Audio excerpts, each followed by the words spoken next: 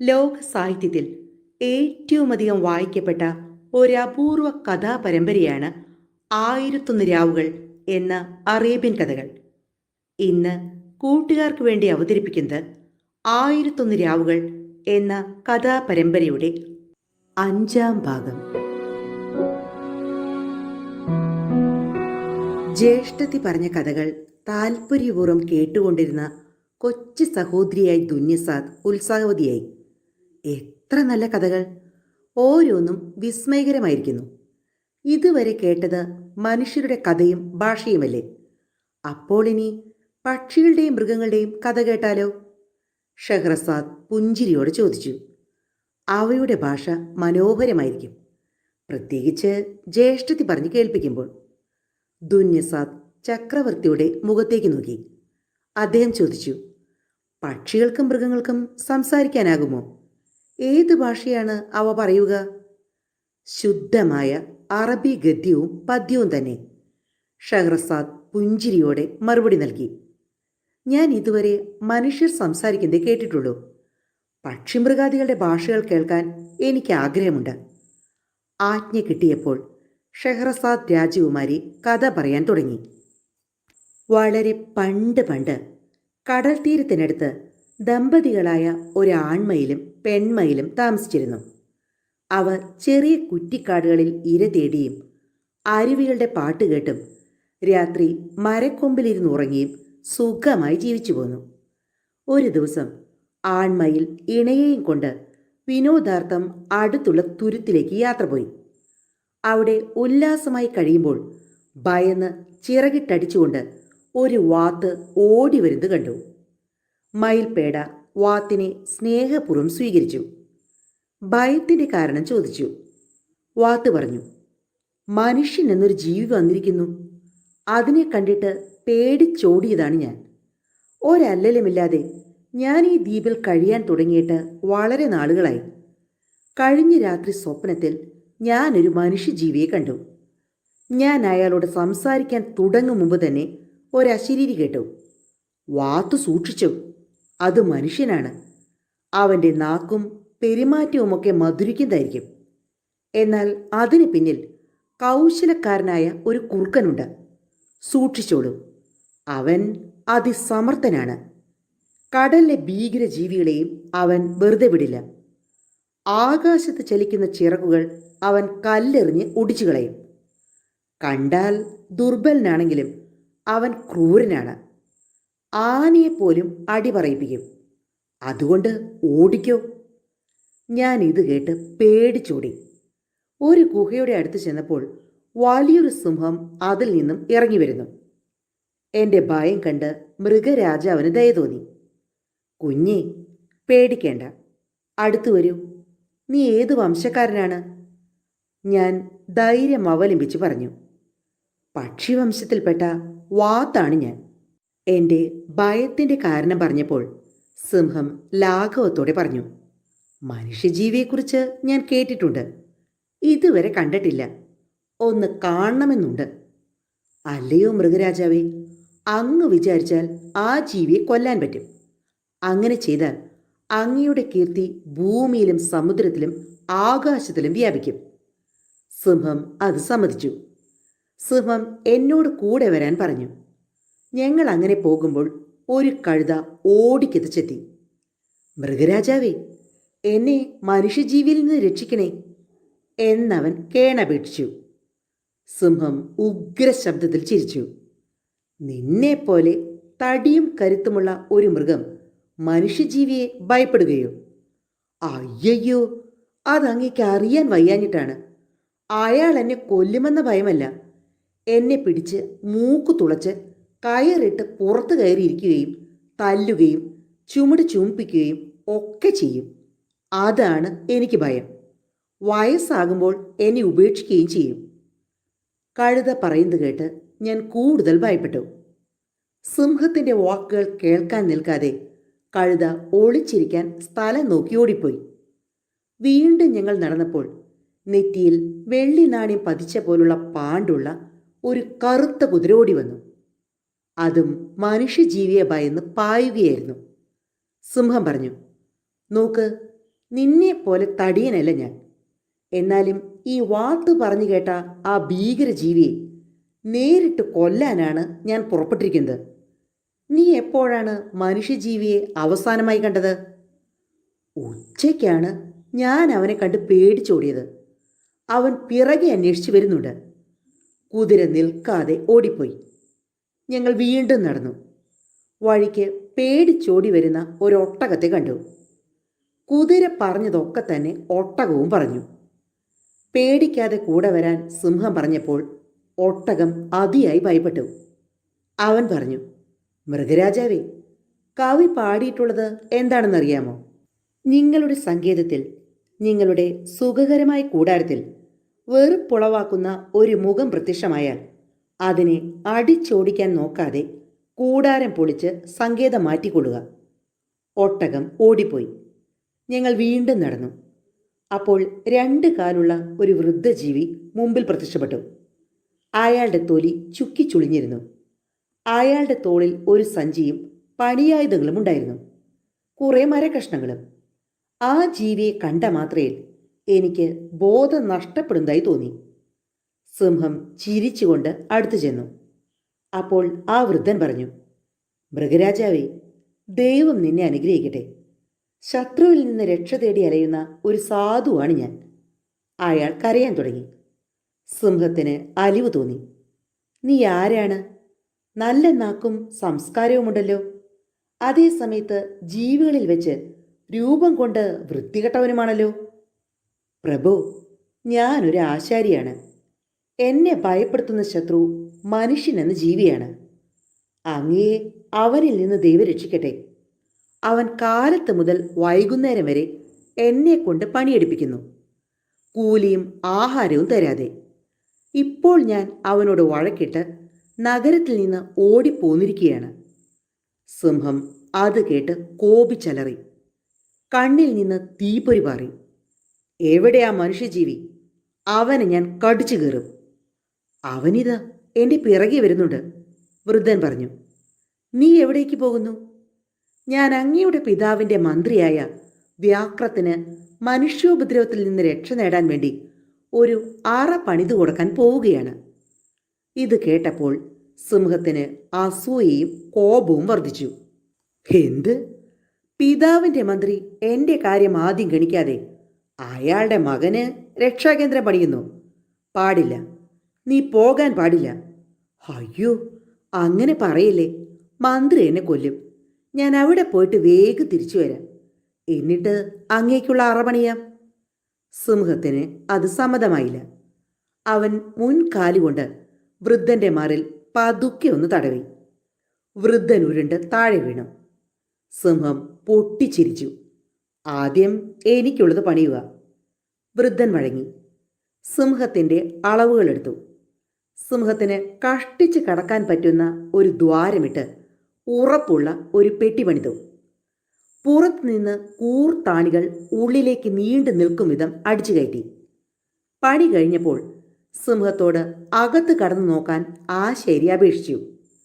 സിംഹം ദ്വാരത്തിൽ കൂടി പ്രയാസപ്പെട്ട് അകത്ത് കയറി. വാല് മാത്രം പുറത്തു കിടന്നു. ആശാരി വേഗം വാല് ചുരുട്ടി വളച്ച് പെട്ടിക്കുള്ളിലാക്കി. ഒരു നിമിഷം പോലും കളയാതെ ആ ദ്വാരം പലക വെച്ച് ആണിയടിച്ച് പൂട്ടി. ഉള്ളിൽ കിടക്കുന്ന സിംഹത്തിന് ആണികൾ കുത്തിക്കൊള്ളുകയാൽ അനങ്ങാൻ വയ്യാതെയായി. അത് ഉഗ്രമായി അലറി. മനുഷ്യൻ പുറത്തുനിന്ന് വിജയത്തോടെ പൊട്ടിച്ചിരിച്ചു. കാട്ടിലെ നായി, ഇതാണ് മനുഷ്യന്റെ ബുദ്ധി. ദുർബലനും അസുന്ദരനുമാണെങ്കിലും അവന് ഏത് ധീരതയെയും കരുത്തിനെയും സൗന്ദര്യത്തെയും വെല്ലാനാകും. ഇത്രയും പറഞ്ഞ് വൃദ്ധൻ ആ കൂടിന് തീവെച്ചു. അങ്ങനെ സിംഹം കത്തിയെരിഞ്ഞ് ഭസ്മമായി. വൃദ്ധൻ ആഹ്ലാദത്തോടെ അയാളുടെ വഴിക്ക് പോയി. എല്ലാം കണ്ട് ഭയപ്പെട്ടും സങ്കടപ്പെട്ടും ഓടി വരികയായിരുന്നു ഞാൻ. അപ്പോഴാണ് നിങ്ങളെ കണ്ടുമുട്ടിയത്. വാർത്ത പറഞ്ഞു തീർത്തപ്പോൾ മയിൽപേട സമാധാനിപ്പിച്ചു. നമുക്ക് ആപത്തൊന്നുമില്ല, ഞങ്ങളുടെ കൂടെ താമസിച്ചുള്ളൂ. ഭയം എന്ന് പറയുന്നത് വിധിയെ മറികടക്കാനുള്ള പരിശ്രമമാണ്. എല്ലാ കടവും വീട്ടിയേ തീരൂ. തലയിലെഴുത്ത് അക്ഷരം പ്രതി ശരിയാക്കിയേ തീരൂ. വിധി നിശ്ചയിച്ച സുഖദുഃഖങ്ങൾ അനുഭവിക്കാതെ ഒരു ജീവിയുടെയും അന്ത്യമെത്തുകയില്ല. ഇങ്ങനെ പറഞ്ഞുകൊണ്ടിരിക്കെ കാട്ടിൽ അനക്കവും ചില്ലകൾ ഒടിയുന്ന ശബ്ദവും കേട്ടു. വാത്ത് പേടിച്ച് ചിറക് വിരുത്തി. ഒരു പെൺമാൻ കടന്നു വന്നു. മയിൽപേട പറഞ്ഞു, പേടിക്കേണ്ട സഹോദരി, ഇത് മാനാണ്. മാംസം ഭക്ഷിക്കാത്ത സാധുജീവിയാണ്. വാത്തിന് സമാധാനമായി. മാൻ പറഞ്ഞു, ഇവിടെ ധാരാളം പുല്ലുകളുണ്ട്. ഞാനിവിടെ കൂടിക്കൊള്ളട്ടെ. മയിൽപേട അതിനെ സസന്തോഷം സ്വീകരിച്ചു. നമുക്കൊരു കുടുംബമായി കഴിയാം. അവരൊന്നിച്ച് ചിരകാലം സുഖമായി ജീവിച്ചു. 2 നേരവും അവർ പ്രാർത്ഥിക്കാറുണ്ട്. രക്ഷയും സുഖവും കിട്ടിയപ്പോൾ വാത്തിന് ദൈവവിചാരവും പ്രാർത്ഥനയും ഇല്ലാതെയായി. അതിൻ്റെ ഫലവും പെട്ടെന്ന് കിട്ടി. കപ്പൽ തകർന്ന് ദ്വീപിലിറങ്ങിയ ഒരുവൻ അതിനെ പിടിച്ചു തിന്നു. കൂട്ടുകാർ ദുഃഖിച്ചു. അവർ ദൈവമഹിമയെ വാഴ്ത്തി പ്രാർത്ഥിച്ചു. കഥ കേട്ട് ചക്രവർത്തി പറഞ്ഞു, ആ ജീവികൾക്ക് നല്ല ബുദ്ധിയുണ്ട്. ഇനിയുമില്ലേ അവയെക്കുറിച്ചുള്ള കഥകൾ? ഉവ്, പ്രാർത്ഥന കൊണ്ട് ദൈവം സംപ്രീതനാകുന്നതിന് തെളിവായി മറ്റൊരു കഥ ഞാൻ പറയാം.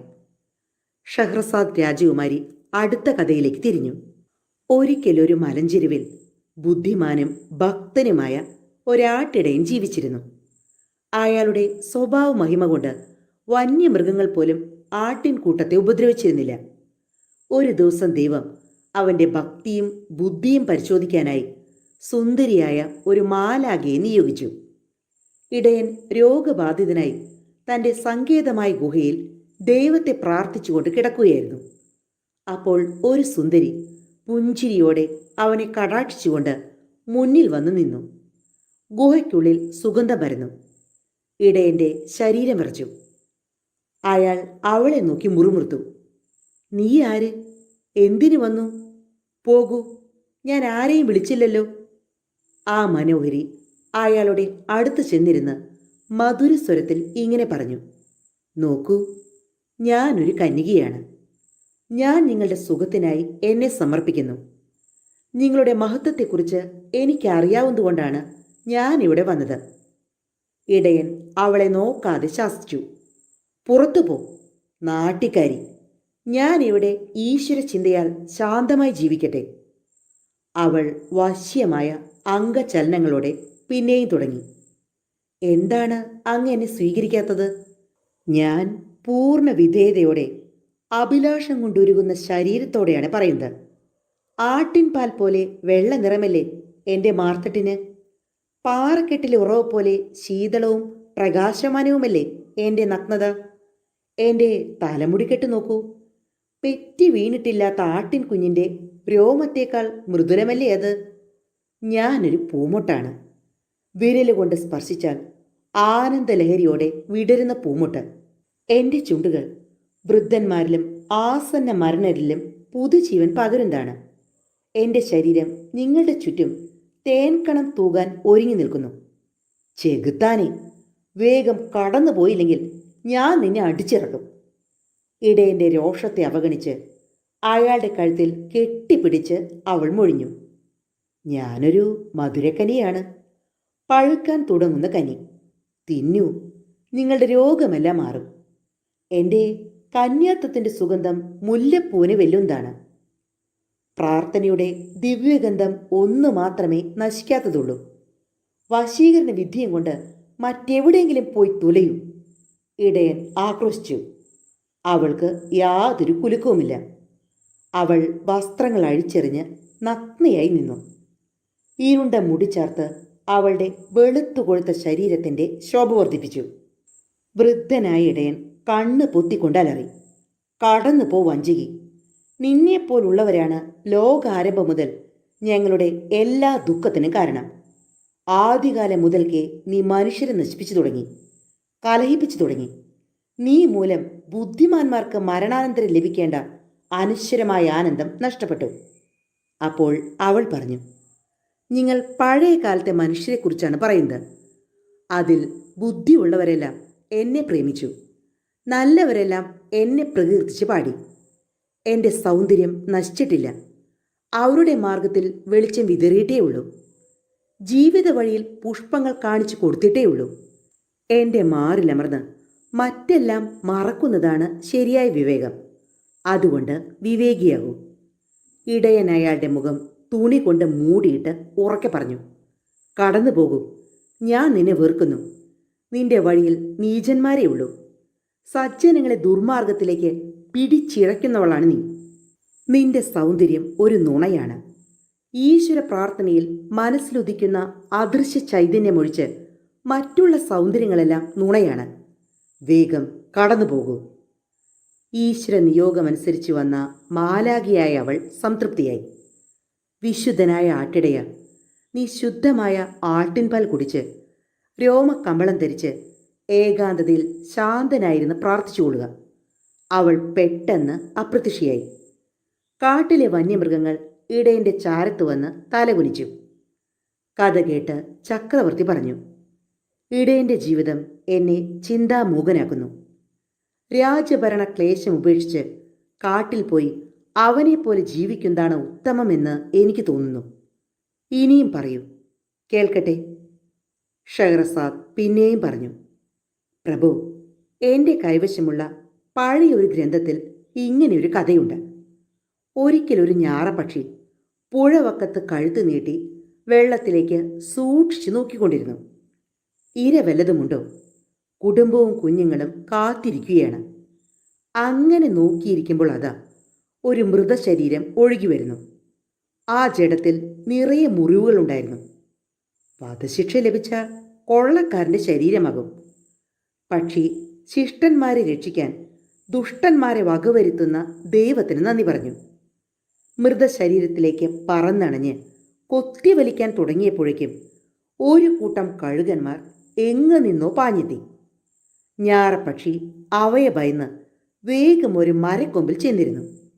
അത് ജീവിതത്തിൻ്റെ അനിശ്ചിതാവസ്ഥയെയും ഭാഗ്യത്തിൻ്റെ അസ്ഥിരതയെയും കുറിച്ച് ഓർത്തു. ഞാൻ എൻ്റെ വാസസ്ഥലത്തു നിന്നും ബഹുദൂരം പറന്നിവിടെ എത്തി. എനിക്കും എൻ്റെ കുടുംബത്തിനും തീറ്റ തേടി. ഭാഗ്യം പരീക്ഷിക്കുന്നവർക്ക് ലോകം ശൂന്യമാകും. വല്ലതുമൊക്കെ കരുതി വയ്ക്കാഞ്ഞാൽ കഷ്ടമാകും. കഴുകന്മാർ വല്ലതും ബാക്കിയിടുമോ? ക്ഷമിച്ചിരിക്കുക തന്നെ.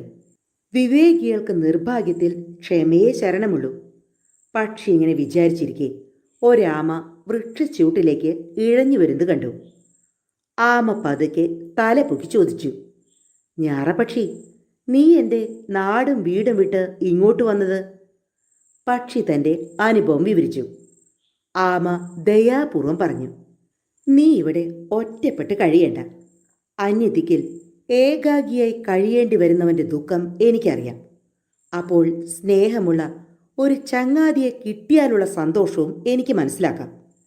എന്നെ ഒറ്റ ചങ്ങാതിയായി കരുതിക്കൊള്ളൂ.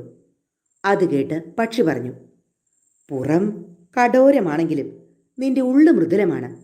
നിന്റെ ചങ്ങാത്തം എന്നെ വളരെ സന്തോഷിപ്പിക്കുന്നു. സുഹൃത്തുക്കളില്ലെങ്കിൽ ജീവിതം എന്തിനു കൊള്ളാം? അവരുമായുള്ള സംഭാഷണങ്ങളും പൊട്ടിച്ചിരികളും പാട്ടുകളുമില്ലെങ്കിൽ എന്താണൊരു സുഖം? ഇണങ്ങിയ ചങ്ങാതിമാരെ കണ്ടെത്തുകയും ദുർജന സംസർഗം വർജിക്കുകയും ചെയ്യുന്നവരാണ് വിവേകികൾ. എൻ്റെ കൂട്ടുകാരായ ഞാറപ്പക്ഷികളെല്ലാം അസൂയക്കാരും തീറ്റയെക്കുറിച്ചല്ലാതെ ഒന്നും പറയാനില്ലാത്തവരുമാണ്. അവർ ഈശ്വരനെ ചിന്തിക്കാതെ നിസ്സാര കാര്യങ്ങളുമായി കഴിയുന്നു. ആമ ആ നല്ല പക്ഷിയുടെ മൊഴികൾ കേട്ട് അതിനെ പ്രശംസിച്ചു. നിന്റെ കൂട്ടത്തിൽ നിന്നെപ്പോലെ മറ്റാരും ഉണ്ടാകില്ല. നമുക്ക് ഈ പുഴക്കരയിൽ ഒന്നിച്ചു കഴിയാം. അപ്പോൾ എൻ്റെ കുടുംബവും കുഞ്ഞുങ്ങളുമോ? ദൈവം കാരുണ്യവാനാണ്. നമുക്കവരെ ഇങ്ങോട്ട് കൊണ്ടുവരാം. അവരൊന്നിച്ച് ദൈവത്തെ പ്രകീർത്തിച്ചു. ആരുടെ മനസ്സ് നമ്മുടെ നിലയെ ഒന്നാക്കിയോ അദ്ദേഹത്തിന് സ്തുതി. അദ്ദേഹം സൃഷ്ടിച്ച പാവങ്ങൾ പുഞ്ചിരിയാൽ സമ്പന്നരാണ്. സമ്പന്നരാകട്ടെ ആഹ്ലാദത്തിൽ ദരിദ്രരും. കഥ കേട്ട് ചക്രവർത്തി പറഞ്ഞു, സാധു മൃഗങ്ങളുടെ കഥയാണ് പറഞ്ഞതല്ല. ചെന്നായി തുടങ്ങിയ വന്യമൃഗങ്ങളുടെ കഥയറിയാമോ? അതാണ് എനിക്ക് ഏറ്റവും അധികം അറിയാവുന്നത്. ഷഹ്റസാദ് കഥ തുടർന്നു. ഒരിക്കൽ കുറുക്കൻ യജമാനായ ചെന്നായുടെ ക്രൂരത പൊറുക്കാതായപ്പോൾ എന്താണ് പോംവഴി എന്നാലോചിച്ചു. കുറെ ആലോചിച്ചപ്പോൾ ഒരു വഴി കണ്ടു. അവൻ ചെന്നായുടെ സങ്കേതത്തിൽ ചെന്നു. ചെന്നായ കോപിച്ച് മുറുമുറുത്തിരിക്കുകയായിരുന്നു. കുറുക്കൻ ചെന്നു വണങ്ങി. ചെന്നായ ആക്രോശിച്ചു. എന്താടാ കാര്യം? കുറുക്കൻ പറഞ്ഞു, എനിക്ക് ഒരാലോചന തോന്നുന്നു. അങ്ങേക്ക് കേൾക്കാൻ മനസ്സുണ്ടെങ്കിൽ. വളച്ചു കെട്ടാതെ കാര്യം നേരെ പറയടാ, നിന്റെ എല്ല് ഞാൻ ഒടിക്കും. കുറുക്കൻ ഭയത്തോടെ പറഞ്ഞു. മനുഷ്യജീവി എന്നൊന്ന് നമ്മോട് യുദ്ധം ആരംഭിച്ചിരിക്കുകയാണ്. കാട്ടിൽ മുഴുവനും അവൻ കെണികൾ വെച്ചിരിക്കുന്നു. അതുകൊണ്ട് നാം ഒറ്റക്കെട്ടായി നിന്നില്ലെങ്കിൽ. ചെന്നായ കോപിച്ചലറി. നാം എന്നോ? എന്നെ തുല്യനിലയിൽ കരുതാൻ തക്കവണ്ണം നീ വളർന്നോ? ചെന്നായ കുറുക്കനെ അടിച്ച് താഴെയിട്ടു. അർദ്ധപ്രാണനായ കുറുക്കൻ എഴുന്നേറ്റ് വീണ്ടും മടങ്ങി. അങ്ങയുടെ പ്രഹരം എനിക്ക് നല്ല ബുദ്ധി തോന്നാൻ ഉപകരിക്കും. ക്ഷമിക്കണം, വിവേകികൾ പണ്ട് പറഞ്ഞിട്ടുണ്ട്, ഇങ്ങോട്ട് സംസാരിക്കാതെ ആരോടും അങ്ങോട്ട് കയറി സംസാരിക്കരുത്. ചോദിക്കുമ്പോഴല്ലാതെ ഉത്തരം പറയരുത്. ഗ്രഹിക്കാൻ കഴിവില്ലാത്തവർക്ക് ഉപദേശങ്ങൾ നൽകരുത്. നന്മയ്ക്ക് തിന്മ പ്രതിഫലം തരുന്നവർക്കും. കുറുക്കൻ ഇത് പറയുമ്പോൾ സ്വയം ഉള്ളിൽ കരുതി, എൻ്റെ കാലം വരും, അപ്പോൾ വിഡ്ഢിയായ ഈ അഹങ്കാരിക്ക് വേണ്ടത് കിട്ടും. ശേഷി ഉണ്ടാകുന്നതുവരെ എളിമ കാണിച്ചിരിക്കുക തന്നെ. അവൻ വീണ്ടും പറഞ്ഞു, അങ്ങു തന്ന ശിക്ഷ എനിക്കിപ്പോൾ സന്തോഷകരമായ ചികിത്സയായിട്ടുണ്ട്. ശിക്ഷയ്ക്ക് ആദ്യം അല്പം കയ്പ് തോന്നുമെങ്കിലും പിന്നീട് ശുദ്ധീകരിച്ച തേനിൻ്റെ മാധുര്യമായിരിക്കും എന്നാണല്ലോ ആപ്തവാക്യം. ഗർവിഷ്ഠനായ ചെന്നായ കുറുക്കനോട് ആജ്ഞാപിച്ചു, ഇനി നീ കാട്ടിൽ പോയി എനിക്കുള്ള ഇര അന്വേഷിക്ക്, ഞാൻ പിറകെ വരാം. കുറുക്കൻ ഇരയെ അന്വേഷിച്ച് മുമ്പേ പോയി. കാട്ടിലൂടെ നടക്കുമ്പോൾ അവൻ ആലോചിച്ചു, സൂക്ഷിക്കണം, മനുഷ്യനെന്ന ജീവി അവിടവിടെ കെണികൾ ഒരുക്കി വെച്ചിട്ടുണ്ടാകും. അവൻ മണം പിടിച്ച് പാത സൂക്ഷ്മമായി പരിശോധിച്ച് പതുക്കെ നീങ്ങി.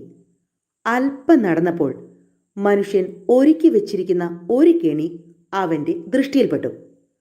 വലിയ കുഴി കുഴിച്ച് മുകളിൽ ചെറിയ ചില്ലകൾ വിരിച്ച് കണ്ടാൽ അറിയാത്തവണ്ണം മണ്ണ് വിതറിയിട്ടിരിക്കുന്നു. കുറുക്കന് വളരെ സന്തോഷമായി. ചെന്നായെ ഒരു പാഠം പഠിപ്പിക്കാൻ ഇത് തന്നെയാണ് അവസരം. അവൻ ഉടനെ മടങ്ങിച്ചെന്ന് പറഞ്ഞു, ഇന്നൊരു സുദിനമാണ്. മുന്തിരിക്കുലകളെല്ലാം പഴുത്ത് തൂങ്ങിയിരിക്കുന്നു. മൃഗങ്ങൾക്ക് വലിയ സദ്യയായി. കാരണം തോട്ടക്കാരൻ മരിച്ചുപോയി.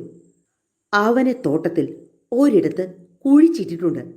ആഹാ, എന്നാൽ താമസിക്കേണ്ട, നടക്ക്. കൂർക്കൻ ചെന്നായി തോട്ടത്തിലുള്ള ആ കെണിയുടെ അടുക്കിൽ എത്തിച്ചു. അതാ അവിടെയാണ് ശവം മറവ് ചെയ്തിരിക്കുന്നത്. കേട്ട പാടെ ചെന്നായ ചീറിക്കൊണ്ട് കുഴിയുടെ മുകളിലേക്ക് എടുത്തു ചാടി. ഒപ്പം തന്നെ അത് അഗാധമായ കുഴിയിൽ വീണലയ്ക്കുന്ന ശബ്ദവും കേട്ടു. കൂർക്കൻ കരയ്ക്ക് നിന്ന് സന്തോഷ നൃത്തം ചെയ്തു. ചെന്നായുടെ ദീനമായ കരച്ചിൽ മുഴങ്ങി. കൂർക്കനും കരയാൻ തുടങ്ങി. നീ എനിക്ക് വേണ്ടി കരഞ്ഞതുകൊണ്ട് എന്താണ് പ്രയോജനം? വേഗം എന്നെ രക്ഷിക്കാൻ നോക്ക്. അപ്പോൾ കൂർക്കൻ പറഞ്ഞു, എടാ ദുഷ്ട, നീ ഇത്രയും കാലം ജീവിച്ചല്ലോ എന്നോർത്താണ് ഞാൻ ചിരിച്ചത്. നീ വളരെ മുമ്പേ ചത്തില്ലല്ലോ എന്നോർത്താണ് ഞാൻ കരയുന്നത്. ഇപ്പോൾ ഇനി അവിടെ കിടന്ന് ചാക്. ചെന്നായി അവനോട് കരഞ്ഞപേക്ഷിച്ചു. ഞാൻ നിനക്ക് ചെയ്ത ദ്രോഹമൊക്കെ മറന്ന് ഈ ആപത്തിൽ നിന്ന് എന്നെ രക്ഷിക്കണം. കൂർക്കൻ പറഞ്ഞു, എടാ വിഡ്ഢി, കവി എന്താണ് പറഞ്ഞിട്ടുള്ളതെന്ന് അറിയാമോ? ശത്രുവിനെ ഉപദ്രവിച്ചിട്ട് നിങ്ങൾ ഉറങ്ങുമ്പോൾ ശത്രു ഒരു കണ്ണ് തുറന്നിരിക്കും. അവൻ്റെ മറ്റേ കണ്ണ് നിങ്ങൾ ചെയ്ത ദ്രോഹം കണ്ടുകൊണ്ടേയിരിക്കും. ദൈവത്തിൻ്റെ 2 കണ്ണുകളും എപ്പോഴും തുറന്നിരിക്കുകയും ചെയ്യും. ചെന്നായ പിന്നെയും തന്നെ രക്ഷിക്കാൻ അപേക്ഷിച്ച് കരഞ്ഞപ്പോൾ കുറുക്കൻ വീണ്ടും പറഞ്ഞു, പണ്ടൊരു കുരുവി മുന്തിരിപ്പഴം തിന്നുകൊണ്ടിരിക്കെ ഒരു പ്രാപ്പിടയൻ അതിനെ ആക്രമിച്ചു. കുരുവി പേടിച്ച് പറന്ന് ഒരു ദ്വാരത്തിൽ ഒളിച്ചു. പ്രാപ്പിടയൻ പുറത്തിരുന്ന് പറഞ്ഞു, എൻ്റെ കുഞ്ഞോമനെ, നീ ഇത്ര വിഡ്ഢിയായല്ലോ.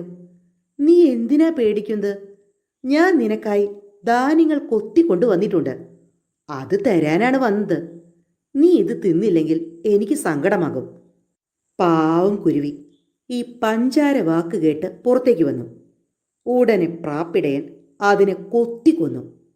മരിക്കുന്ന കുഞ്ഞിക്കുരുവി പറഞ്ഞു, ദുഷ്ടവഞ്ചക, ദൈവമുണ്ടെങ്കിൽ നിന്റെ വയറ്റിൽ ഞാൻ വിഷമായി തീരും. കുരുവിയെ തിന്ന പ്രാപ്പിടയൻ നിമിഷങ്ങൾക്കകം പിടഞ്ഞു മരിച്ചു വീണു. ദുഷ്ടതയുടെ ഫലം അനുഭവിച്ചേ തീരൂ. ചെന്നായ വീണ്ടും പറഞ്ഞു, ആപത്തിൽ തുണയ്ക്കുന്നവനാണ് യഥാർത്ഥ സുഹൃത്ത്. നീ എന്നെ രക്ഷിച്ചാൽ ഞാൻ നിന്റെ ഉത്തമ സുഹൃത്തായിരിക്കും. കൂർക്കൻ പൊട്ടി പൊട്ടി ചിരിച്ചു. എടാ വിഡ്ഢി, ആപ്തവാക്യം എന്താണെന്ന് നിനക്കറിയാമോ? പണ്ടൊരു കർഷകന് വലം കൈയിൽ കുരു വന്നു. വൈദ്യനെ വരുത്തി. വൈദ്യൻ്റെ ഒരു കണ്ണ് മൂടിക്കെട്ടിയിരുന്നു. എന്തു പറ്റി? കർഷകൻ ചോദിച്ചു. കൺപോളയിൽ ഒരു കുരുവാണ്. ഓഹോ, സ്വന്തം കുരു ചികിത്സിച്ച് മാറ്റാൻ കഴിയാത്ത വൈദ്യൻ എന്നെ എങ്ങനെ ചികിത്സിക്കും? നിൽക്കണ്ട, വേഗം പോയിക്കൊള്ളൂ എന്നതായിരുന്നു കർഷകന്റെ മറുപടി. നല്ല ചങ്ങാതിയാകാൻ തുനിയുന്നതിന് മുമ്പ് നീ സ്വയം രക്ഷപ്പെടാൻ നോക്ക്. നീചനായ നീ ചാകണം. ഒരു പാപിയുടെ മരണം ഭൂമിയെ ശുദ്ധീകരിക്കുന്നു എന്നല്ലേ വചനം? ചെന്നായ വീണ്ടും കരഞ്ഞു പറഞ്ഞു, ഞാൻ ഇനി ഒരു ദുഷ്ടതയും ചെയ്യില്ല.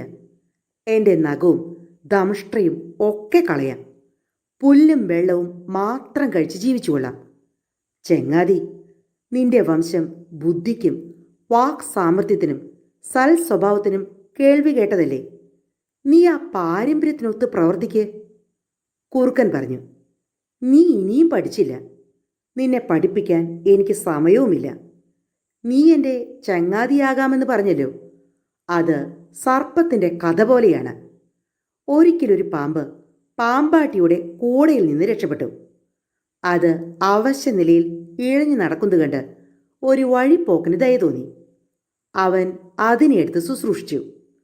പാമ്പിന് ചൊടി തിരിച്ചു കിട്ടിയപ്പോൾ ആദ്യം ചെയ്തത് വഴിപ്പോക്കൻ്റെ ശരീരത്തിലെ ഏറ്റവും മൃദുലമായ ഭാഗത്ത് ആഞ്ഞു കൊത്തുകയായിരുന്നു.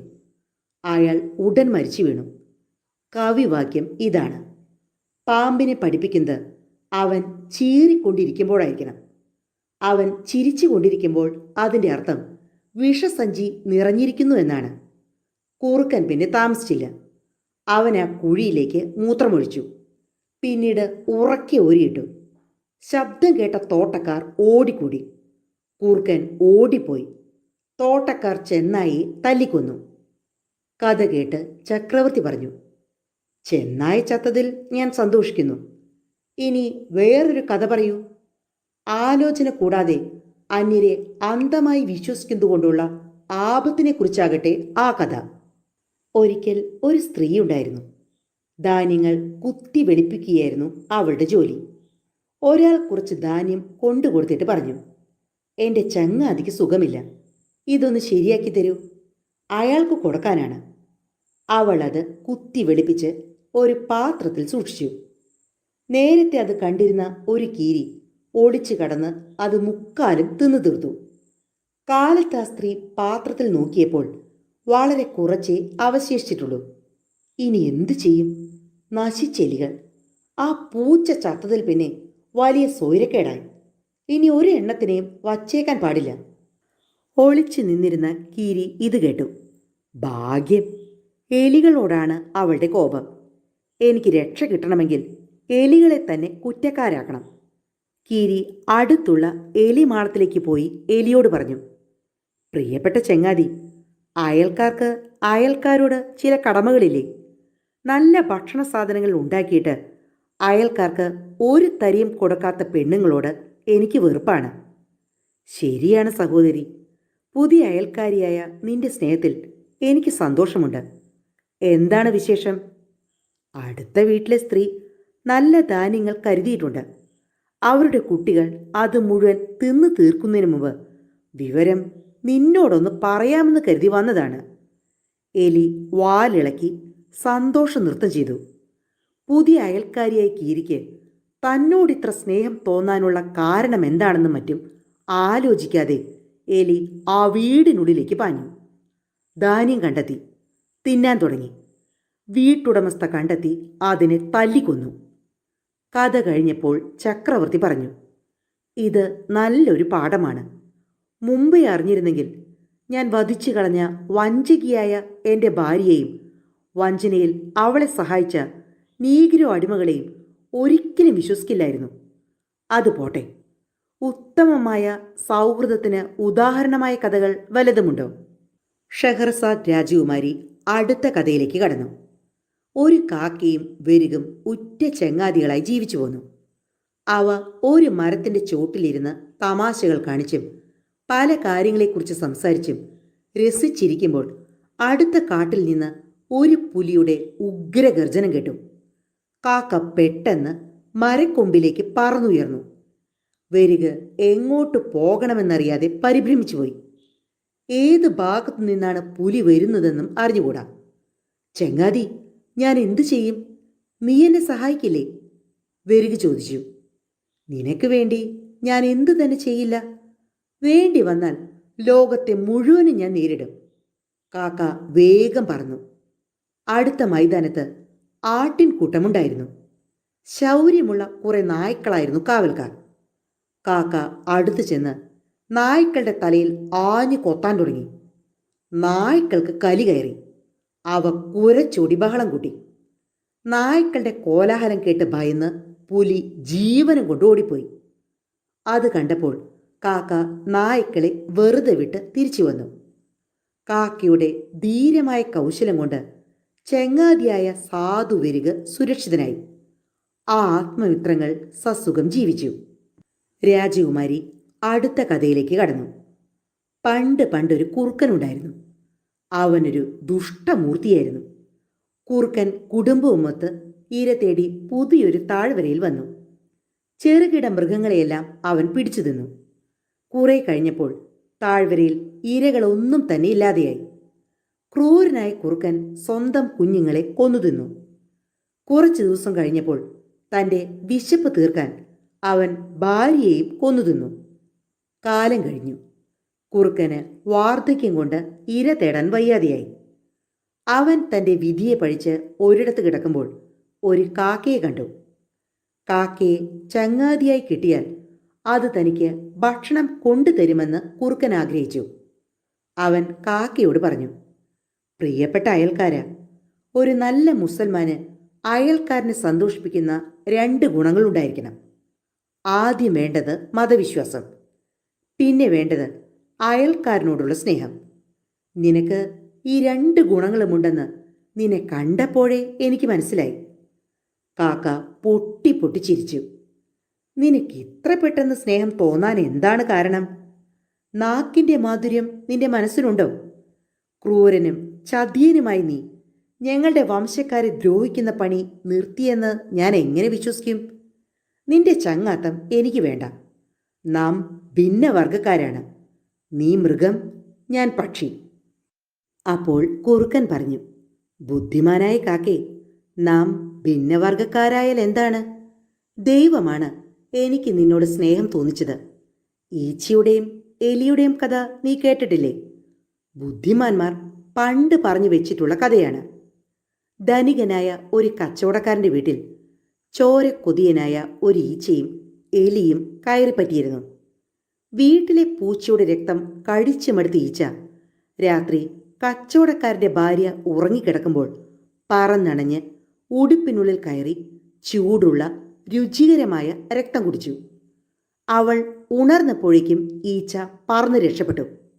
എന്നിട്ട് പുറത്തൊരാളയിൽ ഒളിച്ചിരുന്നു. കച്ചവടക്കാരൻ്റെ ഭാര്യ ഈച്ച കടിച്ച വേദന കൊണ്ട് ബഹളം തുടങ്ങി. വേലക്കാർ വന്ന് അവളുടെ ഉടുപ്പഴിച്ചിട്ട് ശരീരമാകെ പരിശോധിച്ചു. ഈച്ചയെ കണ്ടുകിട്ടിയില്ല. കാക്ക ചോദിച്ചു, നീ എന്തിനു വേണ്ടിയാണ് ഈ കഥ പറയുന്നത്? കുറുക്കൻ പറഞ്ഞു, ക്ഷമിക്കേ, കഥയുടെ കാതലിലേക്ക് വരുന്നതേയുള്ളൂ. ഈച്ച കയറി ഒളിച്ച ആള ഒരു എലിയുടേതായിരുന്നു. എലിക്ക് ഈച്ചയെ കണ്ടപ്പോൾ നീരസമായി. എന്തിനിവിടെ വന്നു? നീ എൻ്റെ വർഗത്തിൽ പെട്ടതല്ലല്ലോ. എൻ്റെ തെറ്റ് പോർക്കണം. ജീവൻ രക്ഷിക്കാൻ വേണ്ടിയാണ് ഞാൻ വന്നത്. ഞാൻ ഈ വീട്ടുകാരിയെ കടിച്ചതിന് അവൾ എന്നെ കൊല്ലാൻ തുടങ്ങിയതാണ്. നീ എനിക്ക് അഭയം തരണം. എലിക്ക് കാരുണ്യം തോന്നി. വീട്ടുകാരുടെ ചോരയെക്കുറിച്ച് ഇനി ഒന്നും പറയണ്ട. അത് നിന്റെ വയറ്റിൽ കിടന്ന് ദഹിക്കട്ടെ. ദൈവം ഓരോ ജീവിക്കും അതാതിൻ്റെ ഭക്ഷണവും കൂടി വിധിച്ചിട്ടുണ്ട്. ഈച്ചയ്ക്ക് വളരെ സന്തോഷമായി. നിനക്ക് പ്രത്യുപകാരം ചെയ്യാൻ ഈശ്വരൻ അവസരമുണ്ടാകട്ടെ. ഈച്ചയുടെ ഈ പ്രാർത്ഥന വേഗം ഫലിച്ചു. ഒരു ദിവസം എലി കച്ചവടക്കാരൻ്റെ മുറിയിൽ നിന്ന് സ്വർണ്ണ നാണയങ്ങളുടെ ശബ്ദം കേട്ട് നോക്കിയപ്പോൾ അയാൾ നാണയങ്ങൾ എണ്ണി ഒരു സഞ്ചിയിലാക്കി തലയണ ചൂട്ടിൽ വയ്ക്കുകയായിരുന്നു. കച്ചവടക്കാരൻ ഉറക്കമായപ്പോൾ എലി ഈച്ചയോട് പറഞ്ഞു, ഇതാണ് നിനക്ക് എന്നെ സഹായിക്കാനുള്ള അവസരം. ആ സ്വർണ്ണ നാണയങ്ങളെല്ലാം എൻ്റെ അളയിലേക്ക് നീ കൊണ്ടുവരണം. അപ്പോൾ ഈച്ച പറഞ്ഞു, എനിക്ക് നാണയം ചുമക്കാനുള്ള ശേഷിയില്ലെന്നറിയാമല്ലോ. എന്നാലും ഞാൻ നിന്നെ സഹായിക്കാം. ഞാൻ ആ കച്ചവടക്കാരനെ കടിച്ച് സ്വൈരം കെടുത്താം. അപ്പോൾ അവൻ മുറി വിട്ടു പോകും. നാണയങ്ങൾ നിനക്കെടുത്തുകൊണ്ട് പോരാം. പറഞ്ഞ പ്രകാരം ഈച്ച കച്ചവടക്കാരനെ ശല്യം ചെയ്തു. അയാൾ സഹി കെട്ട് എഴുന്നേറ്റ് മറ്റൊരു മുറിയിലേക്ക് പോയി. ആ തക്കം നോക്കി എലി സഞ്ചി കടിച്ചുകൊണ്ട് പോവുകയും ചെയ്തു. ആ ഈച്ച ചെയ്തതുപോലെ ഞാനും നിനക്ക് പ്രത്യുപകാരം ചെയ്തു കൊള്ളാം. കാക്ക പറഞ്ഞു, കഥ കൊണ്ട് അതെനിക്ക് ബോധ്യമാകുന്നില്ല. നീ ചതിയനും ദുഷ്ടനുമാണ്. സ്വന്തം കുഞ്ഞുങ്ങളെ ഭക്ഷിച്ചവനാണ്. നിന്നെ ഒരിക്കലും വിശ്വസിക്കാനാകില്ല. കൂർക്കൻ നിരാശനായി. കാക്ക പറന്നുപോയി. കഥ ചക്രവർത്തിയെ സന്തോഷിപ്പിച്ചു. പക്ഷികളെയും മൃഗങ്ങളെയും കുറിച്ച് നീ പറഞ്ഞ കഥകൾ വളരെ ഹൃദ്യമായിരിക്കുന്നു. ഇനിയും അത്തരം കഥകൾ പറയണം. ഷഹ്റസാദ് വിനയപൂർവ്വം പറഞ്ഞു. അറിയാവുന്നതെല്ലാം ഓർത്തു വയ്ക്കാം. ഷെഹ്റസാദ് രാജകുമാരി അടുത്ത കഥയിലേക്ക് കടന്നു. ഖലീഫ ഹാറൂൺ അൽ റഷീദിന് ഒരു ദിവസം രാത്രി ആളുകൾക്കിടയിൽ ഒന്ന് ചുറ്റി സഞ്ചരിക്കണമെന്ന് തോന്നി. അദ്ദേഹം മന്ത്രി ജാഫർ എൽ ബറാമക്കിയെ വിളിച്ച് കാര്യം പറഞ്ഞു. അവർ രണ്ടുപേരും കച്ചവടക്കാരുടെ വേഷം ധരിച്ച് പുറപ്പെട്ടു. കൂടെ അംഗരക്ഷകനുമുണ്ടായിരുന്നു. അവർ നടന്ന് നടന്ന് ടൈഗ്രീസ് നദിയുടെ തീരത്തെത്തി. അവിടെ ഒരാൾ തോണിയിൽ ഇരിക്കുന്നുണ്ടായിരുന്നു. അവർ അവനെ സമീപിച്ച് പറഞ്ഞു, ഞങ്ങൾക്ക് തോണിയിലൊന്ന് ചുറ്റിയടിക്കണം. ഒരു സ്വർണ്ണ നാണയം കൂലി തരാം. പക്ഷേ അയാൾ പറഞ്ഞു, ആർക്കാണ് ഇവിടെ രസിക്കാൻ പറ്റുക?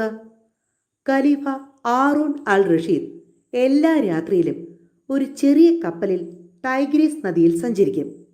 കൂടെ ഒരു വിളംബരക്കാരനുമുണ്ടാകും. അവൻ വിളിച്ചു പറയും, ഹേയ് യുവാക്കന്മാരെ, പ്രഭുക്കന്മാരെ, സാധാരണക്കാരെ, ആരായാലും ടൈഗ്രീസ് നദി തരണം ചെയ്യാൻ തോണി ഇറക്കിയാൽ അവരുടെ തല വീശിക്കളയും. ദാ അദ്ദേഹത്തിൻ്റെ കപ്പൽ വരാറായിട്ടുണ്ട്. ഖലീഫയും ജാഫറും വാർത്ത കേട്ട് അതിശയിച്ചു പോയി. അവന് 2 സ്വർണ്ണ നാണയം കൊടുത്തിട്ട് വീണ്ടും പറഞ്ഞു, ഞങ്ങളെ പതുക്കെ നദിയിലേക്ക് ഉന്തി നിൽക്കുന്ന ആ കമാനത്തിന് കീഴെയാക്കി തരണം. ഖലീഫ പോകുന്നതുവരെ ഞങ്ങളവിടെ ഒളിച്ചിരിക്കാം. അവൻ നാണയം മേടിച്ച് അവരെ തോണിയിലിരുത്തി പുറപ്പെട്ടു. കുറച്ചു കഴിഞ്ഞപ്പോൾ ഖലീഫയുടെ കപ്പൽ വരുന്നത് കണ്ടു. കപ്പലിൽ മെഴുകുതിരി കൊളുത്തി വച്ചിരുന്നു.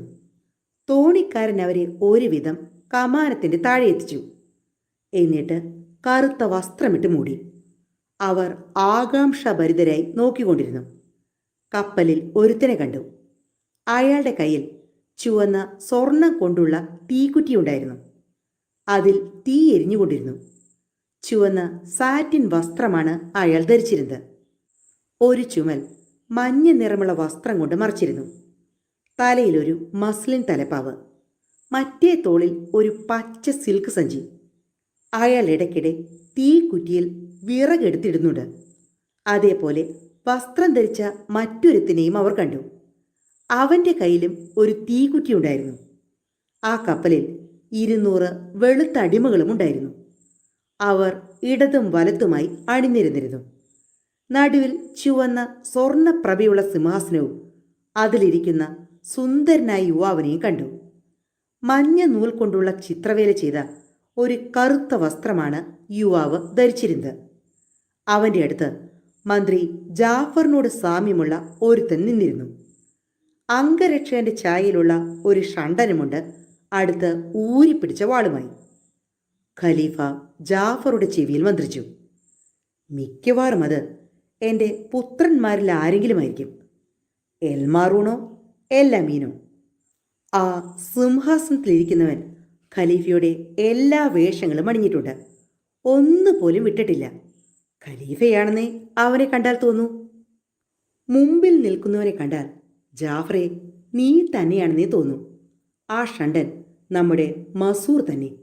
ആ അനുയായികളോ? എൻ്റെ അനുയായികളിൽ നിന്നും അവരെ തിരിച്ചറിയാൻ പറ്റില്ല. എന്തൊരത്ഭുതം! ജാഫറും അതുതന്നെ പറഞ്ഞു. അയാളും അത്ഭുതപ്പെട്ട് നിൽക്കുകയായിരുന്നു.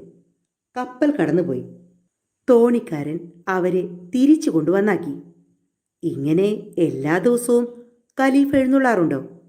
ശരിയായ ഖലീഫ ചോദിച്ചു.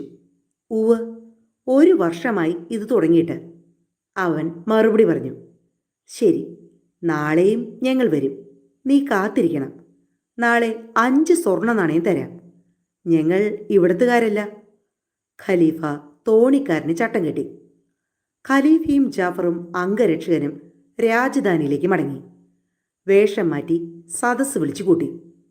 മന്ത്രിമാരും ഖജാൻജിമാരും സൈന്യാധിപരും വന്നു ചേർന്നു. അന്നത്തെ സഭ കഴിഞ്ഞപ്പോൾ ഖലീഫ, ഇന്ന് നമുക്ക് പുതിയ ഖലീഫയുടെ പ്രതാപം കണ്ട് രസിക്കണം എന്ന് പറഞ്ഞ് കച്ചവടക്കാരുടെ വേഷത്തിൽ പുറപ്പെട്ടു.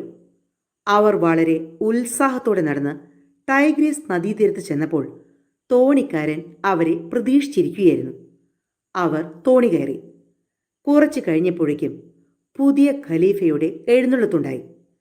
തലേ രാത്രി കണ്ടവരല്ലാത്ത 200 സേവകന്മാർ. ബാക്കിയൊക്കെ പഴയ പോലെ തന്നെ. നേരിട്ട് കണ്ടില്ലായിരുന്നെങ്കിൽ ആര് പറഞ്ഞാലും ഞാനിത് വിശ്വസിക്കുമായിരുന്നില്ല. ഖലീഫ പറഞ്ഞു. തോണിക്കാരന് 10 സ്വർണ്ണ നാണയം കൊടുത്തിട്ട് തോണി തുഴഞ്ഞ് കപ്പലിലേക്ക് അടുപ്പിക്കാൻ പറഞ്ഞു. കപ്പൽ വെളിച്ചത്തിലാണ്, താഴെ വെള്ളത്തിൽ ഇരുട്ടാണ്. അതുകൊണ്ട് നമുക്കവരെ കണ്ടു രസിച്ച് അവരറിയാതെ പിന്തുടരാം. കപ്പലിലുള്ളവർക്ക് നമ്മെ കാണാൻ പറ്റില്ല. അവർ കപ്പലിനെ പിന്തുടർന്നു. കുറെ പോയപ്പോൾ കപ്പൽ കരയ്ക്കെടുത്തു.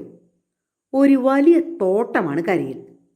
തോട്ടത്തിൽ ഒരിടം 4 വശവും ഭിത്തി കെട്ടി മറിച്ചിരുന്നു. പുതിയ ഖലീഫയും കൂട്ടരും അവിടെ ഇറങ്ങി. ഒരു കഴുതയുമായി അവിടെ ചിലർ കാത്തു നിന്നിരുന്നു. ഖലീഫ ആ കഴുതപ്പുറത്ത് കയറി അവരുടെ അകമ്പടിയോടെ യാത്ര തുടർന്നു. ഹാറൂൺ അൽ റഷീദും കൂട്ടുകാരും അവരെ പിന്തുടർന്നു. അവർ ആ സേവകന്മാരുടെ ഇടയിൽ കൂടി മുമ്പിൽ കടന്നു. തീക്കുറ്റി പിടിച്ചിരുന്നവർ അവരെ കണ്ടു. കൈയോടെ പിടികൂടി പുതിയ ഖലീഫയുടെ മുമ്പിൽ ഹാജരാക്കി. നിങ്ങളിവിടെ എങ്ങനെ എത്തി? അയാൾ ചോദിച്ചു. ഞങ്ങൾ വിദേശീയരായ കച്ചവടക്കാരാണ്. തെരുവിലൂടെ നടക്കുമ്പോൾ നിങ്ങളെ കണ്ടു. കൂടെ നടന്നുവെന്നേ ഉള്ളൂ. അപ്പോൾ ഇവർ ഞങ്ങളെ പിടിച്ചുകൊണ്ടുവന്നു. ഇതാണ് ഞങ്ങളുടെ കഥ. ഖലീഫ പറഞ്ഞു. ശരി, വിദേശീയരല്ലേ? പാക്താദുകാരാണെങ്കിൽ നിങ്ങളുടെ തല ഞാൻ കൊയ്തേനെ. ഏതായാലും ഇന്ന് രാത്രി നിങ്ങൾ ഞങ്ങളുടെ അതിഥികളാണ്. എല്ലാവരും നടന്ന് വളരെ വലിയൊരു കൊട്ടാരത്തിലെത്തി. അത്രയും സുശക്തമായി നിർമ്മിച്ചൊരു കൊട്ടാരം ഒരു സുൽത്താനും ഉണ്ടായിരുന്നില്ല. വാതിലുകളെല്ലാം തിളങ്ങുന്ന സ്വർണം കൊണ്ട് അലങ്കരിച്ചിരിക്കുന്നു. ഉള്ളിൽ കടന്നാൽ ആദ്യം ഭംഗിയുള്ള ഒരു ശാലയിലെത്തും. അതിനുള്ളിൽ ഒരു ജലധാരയും കുറച്ച് ഉയരത്തിലുള്ള ഒരു മണ്ഡപവും ഉണ്ടായിരുന്നു. മിന്നുന്ന പരവതാനികൾ, മെത്തകൾ, ചെറിയ തലയണകൾ ഇവയെല്ലാം അവിടെ ഒരുക്കിയിട്ടുണ്ട്. ഒരു യവനിക തൂങ്ങിക്കിടന്നിരുന്നു. കവാടത്തിൽ 2 വരികൾ കൊത്തിയിരുന്നു. ഈ രാജധാനി, ഭാഗ്യദേവത ഇതിനെ കടാക്ഷിച്ചിരിക്കുന്നു. ഇതിനുള്ളിലുള്ള അത്ഭുത സാധനങ്ങളും അസാധാരണ സാധനങ്ങളും വർണ്ണിക്കാൻ എഴുത്തുകാർക്ക് പോലും വിഷമമുണ്ടാകും. കള്ളനായ ഖലീഫ വൈരക്കല്ല് പതിച്ച ഒരു സിംഹാസനത്തിലിരുന്നു. അതിന്മേൽ മഞ്ഞ സിൽക്ക് കൊണ്ടുള്ള ഒരു നിസ്കാര വിരിപ്പുണ്ടായിരുന്നു. എല്ലാവരും ആസനസ്ഥരായി. ജോലിക്കാർ മേശമേൽ ഭക്ഷണം നിരത്തി. ഭക്ഷണം കഴിഞ്ഞ് വീഞ്ഞ് കപ്പുകൾ നിരന്നു. ഹാറൂൺ അൽ റഷീദ് തനിക്ക് വീഞ്ഞ് വേണ്ടെന്ന് പറഞ്ഞു. എന്താണ് നിങ്ങളുടെ കൂട്ടുകാരൻ കുടിക്കാത്തത്?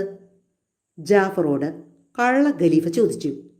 മദ്യം കുറെ കാലമായി അദ്ദേഹം കുടിക്കാറില്ല, ജാഫർ മറുപടി പറഞ്ഞു. അപ്പോൾ ഉദാരനായ കള്ള ഖലീഫ ആപ്പിൾ ചാറ് കൊണ്ടുവരാൻ ആജ്ഞാപിച്ചു. ഖലീഫ രുചിയോടെ അത് നുകർന്നു. വീഞ്ഞു കുടിച്ച് ഓരോരുത്തരുടെയും തലയ്ക്ക് മത്ത് പിടിച്ചു തുടങ്ങി. ഖലീഫ ഹാറൂൺ അൽ റഷീദ് ജാഫറോട് പറഞ്ഞു, ഇത്തരം പാത്രം നമുക്കില്ല. ഈ യുവാവിൻ്റെ കഥ എന്താണെന്ന് അറിഞ്ഞേ തീരൂ. അവർ മന്ത്രിക്കുന്നത് കള്ള ഖലീഫ കണ്ടു. ഒന്നിച്ചിരിക്കുമ്പോൾ ചിലർ മാത്രം രഹസ്യമായി മന്ത്രിക്കുന്നത് നീച പ്രവൃത്തിയാണ്. കള്ള ഖലീഫ പറഞ്ഞു, ഹേയ്, ഞങ്ങൾ മന്ത്രിച്ചതല്ല. പല രാജ്യങ്ങളിൽ ചുറ്റിയിട്ടും ഒട്ടേറെ രാജാക്കന്മാരുമായി പരിചയപ്പെട്ടിട്ടും ഇത്ര രസകരമായൊരു രാത്രി കഴിഞ്ഞിട്ടില്ലെന്ന് പറയുകയായിരുന്നു. ജാഫർ തുടർന്ന് പറഞ്ഞു, ബാഗ്ദാദിലുള്ളവർ പറയും സംഗീതാലാപനമില്ലാതെ മധുരോത്സവം തലവേദന ഉണ്ടാക്കുമെന്ന്. കള്ളൻ ജാഫറുടെ വാക്കുകളിൽ സന്തുഷ്ടനായി. അവൻ തൻ്റെ കയ്യിലുള്ള വടി കൊണ്ട് മെത്തയിലടിച്ചു. ഉടനെ ഒരു വാതിൽ തുറന്നു. ഒരു ഷണ്ടൻ പുറത്തേക്ക് വന്നു. അവൻ്റെ ശിരസിൽ നിറയെ സ്വർണം പതിച്ചതും ആനക്കൊമ്പ് കൊണ്ടുണ്ടാക്കിയതുമായ ഒരു സിംഹാസനം. അത് നിലത്ത് വച്ചു. അതിസുന്ദരിയായ ഒരു തരുണി പിന്നാലെ വരുന്നു. അവൾ ആ സിംഹാസനത്തിലിരുന്നു. അവൾ തെളിഞ്ഞ ആകാശത്തിൽ ജ്വലിക്കുന്ന സൂര്യനെ പോലെ ശോഭിച്ചു. ഇന്ത്യൻ വീണ മടിയിലെടുത്തു വെച്ച് അതിലേക്ക് ആഞ്ഞുകൊണ്ട് അവൾ കരളലിയിക്കുന്ന ഒരു പ്രേമഗാനം പാടി. എൻ്റെ ഹൃദയത്തിനുള്ളിലെ പ്രേമം നിന്നോട് മന്ത്രിക്കുന്നു. ഞാൻ അനുരക്തയാണ്. വ്രണിത ഹൃദയത്തിൻ്റെ, മുറിവേറ്റ നയനത്തിൻ്റെ, നിലയ്ക്കാത്ത കണ്ണുനീരിൻ്റെ തെളിവുണ്ട്. നീ വരും മുമ്പ് ഞാൻ പ്രേമം എന്താണെന്ന് അറിഞ്ഞില്ല. ദൈവകൽപ്പന എല്ലാ സൃഷ്ടിജാലങ്ങളിലേക്കും എത്തുന്നു. കള്ള ഖലീഫ ഈ ഗാനം കേട്ടപ്പോൾ പൊട്ടി പൊട്ടിക്കരഞ്ഞു. അയാൾ വസ്ത്രം വലിച്ചു കയറി. ഉടനെ യവനിക അയാളുടെ മുമ്പിൽ വീണു. വീണ്ടും യവനിക നീങ്ങിയപ്പോൾ സേവകന്മാർ കൂടുതൽ മനോഹരമായ വസ്ത്രം അണിയിച്ചൊരുക്കിയിരിക്കുന്നത് കണ്ടു. കള്ള ഖലീഫ വീണ്ടും വടി കൊണ്ട് മെത്തിയിലടിച്ചു. ഒരു ഷണ്ടൻ സ്വർണ്ണ സിംഹാസനവുമായി വന്നു. പിറകെ ആദ്യത്തെ യുവതിയേക്കാൾ മനോഹരിയായി മറ്റൊരുവൻ. അവൾ ഇരുന്ന് വീണമീട്ടി. അസൂയക്കാരുടെ മനസ്സിൽ പോലും ദുഃഖം ജനിപ്പിക്കത്തക്ക വിധം പാടി. ഗാനം ശ്രവിച്ച് യുവാവ് വീണ്ടും പൊട്ടിക്കരഞ്ഞു. വസ്ത്രം കീറിപ്പറിച്ചു. യവനിക താണു. പുതിയ വസ്ത്രം ധരിച്ച് വീണ്ടും ഖലീഫ പുറത്തേക്ക് വന്നു. മുമ്പത്തെ പോലെ എല്ലാം ആവർത്തിച്ചു. അതിസുന്ദരിയായ മറ്റൊരു യുവതി വീണമീട്ടി പാടാൻ തുടങ്ങി. വീണ്ടും വീണ്ടും യുവാവ് കരഞ്ഞു. വസ്ത്രം കീറിപ്പറിച്ച് തറയിൽ വീണു. ഇത്തവണ യവനിക താണില്ല. അതിൻ്റെ ചരടനങ്ങിയില്ല. കള്ള ഖലീഫയുടെ ദേഹത്ത് നിറയെ അടികൊണ്ട പാടുകൾ. അവൻ്റെ പുറത്തും പാടുകൾ കണ്ടില്ലേ? അവനൊരു ഭീകര കള്ളനാണ്, ഖലീഫ ജാഫറോട് പറഞ്ഞു.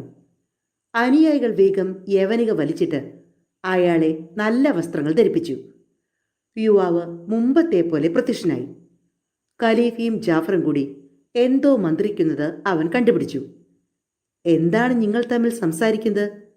അല്ല, എൻ്റെ കൂട്ടുകാരൻ പറയുകയാണ്. പല രാജ്യങ്ങളും ചുറ്റിയിട്ടുണ്ട്, പല രാജാക്കന്മാരുമായി ഇടപഴകിയിട്ടുണ്ട്. എന്നാൽ ഇത്ര നല്ലൊരു രാത്രി ജീവിതത്തിൽ ഉണ്ടായിട്ടില്ല. ഭൂമിയിലെ ഒരു രാജാവും ഇങ്ങനെ ചെയ്യുന്നത് ഞങ്ങൾ കണ്ടിട്ടില്ല. അങ്ങ് കീറിപ്പറിച്ച ഓരോ വസ്ത്രവും എത്ര വില പിടിച്ചതാണ്. ഓരോന്നിനും കുറഞ്ഞത് 1000 സ്വർണ്ണ നാണയം വില വരും. കള്ള ഖലീഫയുടെ മറുപടി ഇതായിരുന്നു. ഇതെന്തു ചോദ്യം? ധനം എൻ്റേതാണ്, വസ്ത്രങ്ങളും എൻ്റേതാണ്. ഇങ്ങനെയാണ് ഞാൻ എൻ്റെ ആശ്രിതരെ അനുഗ്രഹിക്കുന്നത്. കീറിയ ഓരോ വസ്ത്രവും അവർക്കെടുക്കാം. കൂടെ 500 സ്വർണ്ണ നാണയവും ഞാൻ നൽകും. ജാഫർ അയാളുടെ സന്മനസ്സിനെയും ഔദാര്യത്തെയും പ്രശംസിച്ചു. സന്തുഷ്ടനായ യുവാവ് അത് കേട്ടപ്പോൾ ജാഫർക്ക് 1000 സ്വർണ്ണ നാണയവും ഒരു വസ്ത്രവും സമ്മാനമായി നൽകി. പിന്നെയും വീഞ്ഞു പകർന്ന് കപ്പുകൾ കൈമാറി. ഹാറൂൺ അൽ റഷീദ് ജാഫറോട് കള്ള ഖലീഫയുടെ ദേഹത്തുള്ള പാടുകളുടെ കാരണം ചോദിക്കാൻ പറഞ്ഞു. തിടുക്കം കൂട്ടരുത്, ക്ഷമയാണ് ആവശ്യം, ജാഫർ പറഞ്ഞു. ഉടനെ അവനോട് സംഗതി ചോദിച്ചില്ലെങ്കിൽ ഞാൻ എന്നെ പിടിച്ചു തന്നെ സത്യം ചെയ്യുന്നു. നിന്നെ ഞാൻ കൊല്ലും. ഖലീഫ അക്ഷമനായി താക്കീത് ചെയ്തു. ആ യുവാവ് ജാഫറെ നോക്കി ചോദിച്ചു, എന്താണ് നിങ്ങൾ കുശുകുശുക്കുന്നത്? ദൈവത്തെ ചൊല്ലി ഒന്നും ഒളിച്ചു വെക്കാതെ പറയുക. ജാഫർ പറഞ്ഞു, പ്രഭു, അങ്ങയുടെ ശരീരത്തിലെ പാടുകൾ കണ്ട് ഇദ്ദേഹം അതെങ്ങനെ സംഭവിച്ചു എന്ന് അതിശയപ്പെടുകയാണ്. കാരണമറിയാൻ തിടുക്കപ്പെടുകയാണ്. ഇത് കേട്ടപ്പോൾ യുവാവ് പറഞ്ഞു, എൻ്റെ കഥ അസാധാരണമാണ്, അതിശയകരമാണ്. എൻ്റെ ആഗ്രഹങ്ങളുടെ ഇരയാണ്, തീവ്ര വികാരങ്ങളുടെയും. എന്നെ മർദ്ദിച്ചവൾ സുന്ദരികളുടെ രാജ്ഞിയാണ്. ഇന്ത്യൻ വാള് പോലെ മൂർച്ചയുള്ളതാണ് അവളുടെ കണ്ണുകൾ. അവൾ പുരികക്കുടികൾ കൊണ്ട് കൂർത്ത അസ്ത്രങ്ങൾ എയ്യുന്നു. എനിക്കറിയാം, ഈ കൂട്ടത്തിൽ മഹാനായ ഖലീഫയും അദ്ദേഹത്തിൻ്റെ മന്ത്രി ജാഫറുമുണ്ടെന്ന്. മൂന്നാമത്തെ ആൾ അംഗരക്ഷകനാണെന്നും എനിക്കറിയാം. ഈ കൂടിച്ചേരലിൽ ഞാൻ സന്തോഷിക്കുന്നു. തങ്ങളാരും ആ പറഞ്ഞ വ്യക്തികളല്ലെന്ന് ജാഫർ തീർത്തു പറഞ്ഞു. അപ്പോൾ ആ യുവാവ് ചിരിച്ചുകൊണ്ട് പറഞ്ഞു, പ്രഭു, ഞാൻ വാസ്തവത്തിൽ ഖലീഫയല്ല. സത്യത്തിൽ എൻ്റെ പേര് മുഹമ്മദ് അലി എന്നാണ്. രത്നവ്യാപാരിയായ അലിയുടെ പുത്രനാണ് ഞാൻ. എൻ്റെ പിതാവ് സമ്പന്നനും ഉന്നത സ്ഥാനീയനുമായിരുന്നു. അന്തരിച്ചപ്പോൾ സ്വർണവും രത്നങ്ങളും ഭൂസ്വത്തുക്കളും ധാരാളം അടിമകളും എൻ്റെ അധീനതയിലായി. ഒരു ദിവസം ഞാൻ കടയിലിരിക്കുമ്പോൾ 3 സുന്ദരികളാൽ അനുഗതയായി ഒരുവൾ കയറി വന്നു. നിങ്ങളാണോ മുഹമ്മദ് അലി? അവൾ ചോദിച്ചു. കണ്ട മാത്രയിൽ ആ ലാവണ്യത്തിൽ ലയിച്ചു പോയ ഞാൻ പറഞ്ഞു, ഞാൻ മുഹമ്മദ് അലി മാത്രമല്ല, ഭവതിയുടെ അടിമ കൂടിയാണ്. അവൾ മനോഹരമായി ഒന്ന് പുഞ്ചിരിച്ചു. എനിക്കിണങ്ങുന്ന നെക്ലേസുകൾ വലുതുമുണ്ടോ? ഞാൻ എല്ലാ നെക്ലേസുകളും എടുത്ത് കാണിച്ചു. പക്ഷേ ഒന്നും തന്നെ അവൾക്ക് ഇഷ്ടപ്പെട്ടില്ല. അപ്പോൾ ഞാൻ വളരെ ഭദ്രമായി സൂക്ഷിച്ചു വെച്ചിരുന്ന ഒരു ചെറിയ നെക്ലേസ് എടുത്തു കാണിച്ചു. അത് 1,00,000 സ്വർണ്ണ നാണയങ്ങൾ കൊടുത്ത് എൻ്റെ പിതാവ് വാങ്ങിവെച്ചതായിരുന്നു. അതുപോലൊന്ന് രാജാക്കന്മാരുടെ പക്കലും കാണുകയില്ല. അവൾ അത് കണ്ടപ്പോൾ വളരെ സന്തുഷ്ടയായി. ഇത് തന്നെയാണ് എനിക്കാവശ്യം. എന്താണ് വില? ഞാൻ വില പറഞ്ഞു. ശരി, ലാഭം വേണ്ടേ? 5,000 സ്വർണ്ണ നാണയങ്ങൾ കൂടി നിങ്ങൾക്ക് കൂടുതൽ തരാം. ഇതെനിക്ക് ആഹ്ലാദകരമായൊരു ദിവസമാണ്, പാല് പോലുള്ളൊരു ദിവസം. നിങ്ങൾ ദയവ് ചെയ്ത് എൻ്റെ കൂടെ വരൂ. വില തന്നയക്കാം. ഞാൻ എപ്പോഴേ തയ്യാർ. ചെന്നെത്തിയത് ഒരു വലിയ മണിമാളികയിലാണ്. സ്വർണം കൊണ്ടും വെള്ളി കൊണ്ടും അലങ്കൃതമായിരുന്നു വാതിലുകൾ. എന്നെ പൂമുഖത്തിരുത്തി അവൾ അകത്തേക്ക് പോയി. തെല്ല് കഴിഞ്ഞപ്പോൾ മറ്റൊരു സുന്ദരി വന്ന് പറഞ്ഞു, അകത്തിരിക്കാമല്ലോ, വരൂ. ഞാൻ തളത്തിലേക്ക് കടന്ന് ഒരു മെത്തമേലിരുന്നു. അല്പം കഴിഞ്ഞ് മറ്റൊരുവൾ വന്ന് പറഞ്ഞു, പണം വാങ്ങാൻ തൊട്ടടുത്തുള്ള മുറിയുടെ വാതിലിനടുത്തേക്ക് ചെല്ലുക. എൻ്റെ ഹൃദയം വല്ലാതെ തുടിച്ചു. ഞാൻ അവളുടെ കിടപ്പുമുറിയുടെ കവാടത്തിലേക്ക് ചെന്നു. ഒരു സ്വർണ്ണ സിംഹാസനം. അതൊരു സിൽക്ക് യവനിക കൊണ്ട് മറച്ചിരുന്നു. യവനിക നീക്കി. നെക്ലേസ് വാങ്ങിയ മനോഹരി സിംഹാസനത്തിലിരിക്കുന്നു. അവൾ ആ നെക്ലേസ് ധരിച്ചിരുന്നു. അവൾ എന്നെ കണ്ട് പതുക്കെ എഴുന്നേറ്റ് അടുത്തു വന്ന് മധുരസ്വരത്തിൽ പറഞ്ഞു, എൻ്റെ കരളെ, സ്നേഹിക്കുന്നവരോട് ഒരു ദയയുമില്ലാത്തവരാണോ നിങ്ങളെപ്പോലുള്ള സുന്ദരന്മാരായ യുവാക്കളെല്ലാം? ഞാൻ നിങ്ങളെ സ്നേഹിച്ചു തുടങ്ങിയിട്ട് എത്ര നാളായി? നിങ്ങളെ ഇങ്ങോട്ട് കൊണ്ടുവരാൻ കഴിയുമെന്ന് വിചാരിച്ചതല്ല. അവൾ എന്നെ സ്പർശിച്ചു. ഞാൻ അവളെ ഗാഢമായി ആലിംഗനം ചെയ്തു. അവൾ എന്നെ ചുംബിച്ചു. അവൾ വീണ്ടും തേൻ തൂകി. ഞാൻ കന്യകയാണ്. എന്നെ മറ്റാരും സ്പർശിച്ചിട്ടില്ല. നഗരത്തിൽ അറിയപ്പെടുന്നവളുമാണ്. നിങ്ങൾ അറിയുമോ, ഞാൻ യാഹിയയുടെ പുത്രിയായ ദുന്യയാണ്. എൻ്റെ സഹോദരൻ ജാഫർ ഖലീഫയുടെ മന്ത്രിയാണ്. കേട്ടുകൊണ്ടിരുന്ന ജാഫർക്ക് വല്ലായ്മ തോന്നി. എങ്കിലും ഒന്നും നടിച്ചില്ല. യുവാവ് കഥ തുടർന്നു. എനിക്ക് പേടി തോന്നി. തെറ്റ് ചെയ്തോ എന്ന ആശങ്കയോടെ പിന്നോക്കം നീങ്ങി നിന്ന് ചോദിച്ചു, ഞാൻ അപരാധം ചെയ്തു പോയോ? അവൾ പറഞ്ഞു, ഒന്നുമില്ല. താങ്കളുടെ ആഗ്രഹം മുറ പോലെ സാധിക്കേണ്ടതാണ്. നമ്മുടെ വിവാഹം നിയമാനുസാരം ഉദ്യോഗസ്ഥന്മാരെ വിളിച്ച് സാധിക്കാം.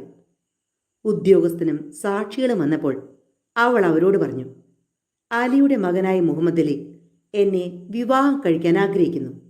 സ്ത്രീധനമായി ഈ നെക്ലേസ് തന്നിട്ടുണ്ട്. ഈ വിവാഹം എനിക്ക് സമ്മതമാണ്. അങ്ങനെ മുറപ്രകാരം ഞങ്ങൾ വിവാഹിതരായി. എല്ലാം പെട്ടെന്ന് കഴിഞ്ഞു. പിന്നീട് അവൾ വീഞ്ഞ് പകർന്നു തന്നു. വീഞ്ഞ് ഞങ്ങളുടെ തലയ്ക്ക് പിടിച്ചു. അവൾ കൈകൊട്ടി. 10 സുന്ദരിമാർ പ്രത്യക്ഷരായി. അവൾ ആംഗ്യം കാണിച്ചു. ഒരുത്തി വീണ മീട്ടി പാട്ടുപാടി. എല്ലാവരും പാടി. ഒടുവിൽ എൻ്റെ ഭാര്യ തന്നെ വീണയെടുത്ത് മനോഹരമായി ഗാനം ആലപിക്കാൻ തുടങ്ങി. ഞാൻ പ്രേമ നിർവൃതിയിൽ ലയിച്ചുപോയി. 1 മാസം ഞാൻ അവിടെ താമസിച്ചു. കച്ചവടവും വീടും എല്ലാം ഞാൻ മറന്നു. ഒരു ദിവസം അവൾ എന്നോട് പറഞ്ഞു, നോക്കൂ, ഞാനൊന്ന് കുളിക്കാൻ പോവുകയാണ്. ഞാൻ പുറത്തു വരുന്നതുവരെ ഇവിടെ തന്നെ ഇരിക്കണം. കിടക്കയിൽ നിന്ന് എഴുന്നേൽക്കരുത്. അവൾ എന്നെക്കൊണ്ട് അങ്ങനെ സത്യം ചെയ്യിപ്പിച്ചിട്ട് അടിമ പെണ്ണുങ്ങളെയും കൂട്ടിപ്പോയി. അവൾ തിരിച്ചു വരുന്നതിന് മുമ്പ് ഒരു വൃദ്ധ കടന്നു വന്നു. വൃദ്ധ പറഞ്ഞു, ഞാൻ സുബൈദ രാജ്ഞിയുടെ അടിമയാണ്. നിങ്ങളുടെ സൗഭാഗ്യത്തെയും സൗശീലത്തെയും സ്വരമാധുര്യയും കുറിച്ച് കേട്ട രാജ്ഞിക്ക് നിങ്ങളെ നേരിട്ട് കാണണമെന്ന് ഒരാഗ്രഹം. നിങ്ങളെ കൂട്ടിക്കൊണ്ടുവരാൻ എന്നെ അയച്ചതാണ്. എനിക്ക് അമ്പരപ്പ് തോന്നി. ഞാൻ പറഞ്ഞു, ദുന്യ വരുന്നതുവരെ ഞാൻ എവിടെയും പോകില്ല. അയ്യോ, നിങ്ങൾ സുബൈദ രാജ്ഞിയെ വെറുതെ പ്രകോപിപ്പിക്കരുത്. അവരുടെ ശത്രുവാകരുത്. അവർ എന്തിനാണ് വിളിക്കുന്നതെന്നറിഞ്ഞിട്ട് ഉടൻ പോന്നോളൂ എന്നെല്ലാം പറഞ്ഞ് വൃദ്ധ എന്നെ ശല്യം ചെയ്തു. അതുകൊണ്ട് ഞാൻ അവരുടെ കൂടെ പോയി. ഞാൻ സുബൈദ രാജ്ഞിയുടെ അടുത്തേക്ക് ചെന്നു. രാജ്ഞി എന്നോട് ചോദിച്ചു, നിങ്ങളാണോ മന്ത്രി ജാഫറുടെ സഹോദരിയുടെ ഇഷ്ടഭാജനം? ഞാൻ ഭവതിയുടെ പരിചാരകനും അടിമയുമാണെന്നാണ് മറുപടി കൊടുത്തത്. രാജ്ഞി അതിൽ സന്തുഷ്ടിയായി. പറഞ്ഞു കേട്ടത് സത്യം തന്നെ. സൗന്ദര്യത്തിലും സൽസ്വഭാവത്തിലും സ്വരമാധുര്യത്തിലും നിങ്ങൾ എല്ലാവരെയും അതിശയിപ്പിക്കുന്നു. എന്നെ ഒരു പാട്ട് പാടി കേൾപ്പിച്ചാലേ പോകാൻ പറ്റൂ എന്ന് പറഞ്ഞുകൊണ്ട് സുബൈദ എനിക്ക് വീണയെടുത്തു തന്നു. ഞാനൊരു പ്രേമഗാനം ആലപിച്ചു. രാജ്ഞിക്കത് വളരെ ഹൃദ്യമായി. നിങ്ങൾക്ക് ദൈവം ആരോഗ്യം തരട്ടെ. ശബ്ദത്തിന് നിത്യമാധുര്യവും. രാജ്ഞി എന്നെ ആശംസിച്ചു. ദുന്യ കുളിച്ചെത്തും മുമ്പേ വേഗം പോയിക്കൊള്ളൂ എന്നും പറഞ്ഞു. ഞാൻ വൃദ്ധയുടെ കൂടെ ഉടനെ തിരിച്ചു. വീടിനകത്ത് ഞാൻ ഇരുന്നിരുന്ന മഞ്ചത്തിൽ ദുന്യ കിടന്നുറങ്ങുന്നു. ഞാൻ അവളുടെ കാൽക്കലിരുന്ന് അവളുടെ മൃദുല കോമളങ്ങളായ പാദങ്ങൾ തലോടി. അവൾ ഉടനെ തന്നെ കണ്ണു തുറന്നു. എന്നെ കണ്ടപ്പോൾ കോപത്തോടെ ചവിട്ടി തുള്ളിയിട്ട്, വഞ്ചക, നിങ്ങൾ ചെയ്ത സത്യം ലംഘിച്ചു കഴിഞ്ഞു. എന്തിന് സുബൈദയുടെ അടുത്തേക്ക് പോയി? എനിക്ക് തന്നെ അപമാനമല്ലേ എന്ന് കരുതിയാണ് ഞാൻ അവളുടെ കൊട്ടാരം തകർത്ത് അവളുടെ തലയിലിടാത്തത് എന്നെല്ലാം അലറിക്കൊണ്ട് അടിമയെ വിളിച്ച് എൻ്റെ തല വെട്ടിക്കളയാൻ കൽപ്പിച്ചു. അടിമ യജമാനത്തിയുടെ ആജ്ഞയനുസരിക്കാൻ തയ്യാറായി. അവൻ എൻ്റെ കണ്ണുകൾ മൂടിക്കെട്ടി. വാളെടുത്ത് വീശാൻ തുടങ്ങുന്നതിന് മുമ്പ് അവളുടെ അടിമ പെണ്ണുങ്ങൾ ഓടിവന്ന് എൻ്റെ ജീവൻ രക്ഷിക്കണമെന്ന് കെഞ്ചി. അവൾ സമ്മതിച്ചു. പക്ഷേ ചെയ്ത തെറ്റിന് ശിക്ഷ നൽകണം. മറക്കാൻ ഇട കൊടുക്കാത്ത അടയാളം ഇട്ടുകൊണ്ട് ചാട്ടവാർ അയാളുടെ പുറത്തു പുളയട്ടെ. അടിമ എന്നെ ചാട്ട കൊണ്ടടിച്ചു. ആ അടിയുടെ പാടുകളാണ് എൻ്റെ ദേഹത്ത് കാണുന്നത്. പിന്നീട് അവളുടെ കൽപ്പന പ്രകാരം അവർ എന്നെ അകലെ വഴിയിൽ കൊണ്ടുപോയി വിട്ടു. ഞാൻ പതുക്കെ എഴുന്നേറ്റ് എൻ്റെ വീട്ടിലെത്തി. ഒരു വൈദ്യനെ വരുത്തി ചികിത്സ നടത്തി. മുറിവുകൾ ഉണങ്ങി. വേദനയെല്ലാം വിട്ടകന്നപ്പോൾ ഞാൻ പീടികയിലേക്ക് തിരിച്ചുപോയി. അവിടെയുള്ള സാധനങ്ങളെല്ലാം വിറ്റു. ആ ധനം കൊണ്ട് 400 പരിചാരകരെ വാങ്ങി. രാജാക്കന്മാരാരും അത്രയും പരിചാരകരെ ശേഖരിച്ചിട്ടുണ്ടാകില്ല. ദിവസവും 200 പേരെ എൻ്റെ കൂടെ കൊണ്ടുപോവുകയാണ് പതിവ്. 5000 സ്വർണ്ണ നാണയം ചെലവഴിച്ച് ഈ കപ്പൽ വാങ്ങി. സ്വയം ഖലീഫയായി ചമഞ്ഞു. എൻ്റെ വേലക്കാരെ ഖലീഫയുടെ ആശ്രിതരുടെ വേഷങ്ങൾ അണിയിച്ചു. ടൈഗ്രീസ് നദിയിൽ ഉല്ലാസയാത്രയ്ക്ക് വരുന്നവരുടെ തല കാണില്ല എന്ന് വിളംബരവും ചെയ്തു. അങ്ങനെ 1 വർഷം തുടർന്നു. ഇതുവരെ ആ യുവതിയുടെ ഒരു വിവരവും കിട്ടിയില്ല. എനിക്കൊരിക്കലും അവളെ മറക്കാൻ കഴിയില്ല. പൂർണ്ണചന്ദ്രനെ പോലെ തിളങ്ങുന്ന അവൾ ദൈവത്തിൻ്റെ ഒരു തികഞ്ഞ സൃഷ്ടിയാണ്. അവൾ എനിക്ക് ദുഃഖം നൽകി. എനിക്ക് ഉറക്കമില്ലാത്ത രാത്രികൾ നൽകി. എൻ്റെ മനസ്സ് അവളിലാണ്. കള്ള ഖലീഫയുടെ വാക്കുകൾ കേട്ട ഹാറൂൺ അൽ റഷീദ് അവന് അവളോടുണ്ടായിരുന്ന അനുരാഗത്തിൻ്റെ തീവ്രത മനസ്സിലാക്കി. അദ്ദേഹത്തിന് ദയ തോന്നി. അവനോട് നീതിയോടെ ഔദാര്യപൂർവ്വം പെരുമാറാൻ അദ്ദേഹം തീർച്ചയാക്കി. ഖലീഫയും അനുയായികളും രാജധാനിയിലേക്ക് മടങ്ങി. ജാഫറോട് തലേ ദിവസം കണ്ട ചെറുപ്പക്കാരനെ കൂട്ടിക്കൊണ്ടുവരാൻ കൽപ്പിച്ചു. ജാഫറുടെ കൂടെ കള്ള ഖലീഫ വന്നു ചേർന്നു. ഹാറൂൺ അൽ റഷീദിനെ കണ്ടയുടനെ ചെറുപ്പക്കാരൻ അദ്ദേഹത്തിൻ്റെ കീർത്തിയെ പുകഴ്ത്തിക്കൊണ്ട് ഒരു ഗീതം ചൊല്ലി. സന്തുഷ്ടനായ ഖലീഫ അവനരികിൽ വിളിച്ച് കുശലം ചോദിച്ചു. അവൻ്റെ കഥ മുഴുവൻ അദ്ദേഹത്തിന് അറിയാമായിരുന്നു. തൻ്റെ ഭാര്യയും മന്ത്രിയുടെ സഹോദരിയും മൂലം അവൻ അനുഭവിക്കേണ്ടി വന്ന ദുഃഖത്തിന് പരിഹാരം കാണണമെന്ന് ഖലീഫ നിശ്ചയിച്ചു. പ്രേമഭാചനത്തെ തിരിച്ചു കിട്ടണമെന്നുണ്ടോ? ഖലീഫ ചോദിച്ചു. ഖലീഫയുടെ മഹത്വത്തിന് ഒരു തികഞ്ഞ ഉദാഹരണമാണ് ആ ചോദ്യമെന്ന് അവൻ പറഞ്ഞു. ഖലീഫ ജാഫറോട് ദുന്യയെ കൂട്ടിക്കൊണ്ടുവരാൻ പറഞ്ഞു. ഗാദലിൻ്റെ പുത്രനായ യാഹ്യ എന്ന മന്ത്രിയുടെ പുത്രിയായിരുന്നു അവൾ. ജാഫർ ഉടനെ തൻ്റെ സഹോദരിയെ കൂട്ടിക്കൊണ്ടുവന്നു. ഖലീഫ അവളോട് പറഞ്ഞു, യാഹ്യയുടെ മകൾ ഈ യുവാവിനെ അറിയുമോ? സ്ത്രീകൾ എങ്ങനെയാണ് എല്ലാ പുരുഷന്മാരെയും അറിയുക എന്നായിരുന്നു അവളുടെ ഉത്തരം. ദുന്യ, ഇത് നിന്റെ കാമുകൻ മുഹമ്മദ് അലിയാണ്. ഞാൻ എല്ലാ കഥകളും മനസ്സിലാക്കി ആദ്യം മുതൽ അന്ത്യം വരെ. മൂടുപടം ഇട്ടിരുന്നെങ്കിലും വസ്തുത ഒളിപ്പിക്കുവാൻ പറ്റിയില്ല. ഖലീഫയുടെ വാക്കുകൾ കേട്ട ദുന്യ അവൾ ചെയ്ത കുറ്റത്തിന് മാപ്പ് ചോദിച്ചു. അവൾ വല്ലാതെ ദുഃഖിച്ചു. ഖലീഫ ഉദ്യോഗസ്ഥന്മാരെ വരുത്തി അവരുടെ ബന്ധം വിധിപ്രകാരം ഉറപ്പിച്ചു. ഖലീഫ മുഹമ്മദിനെ തൻ്റെ സുഹൃത്താക്കി സൽക്കരിച്ചു.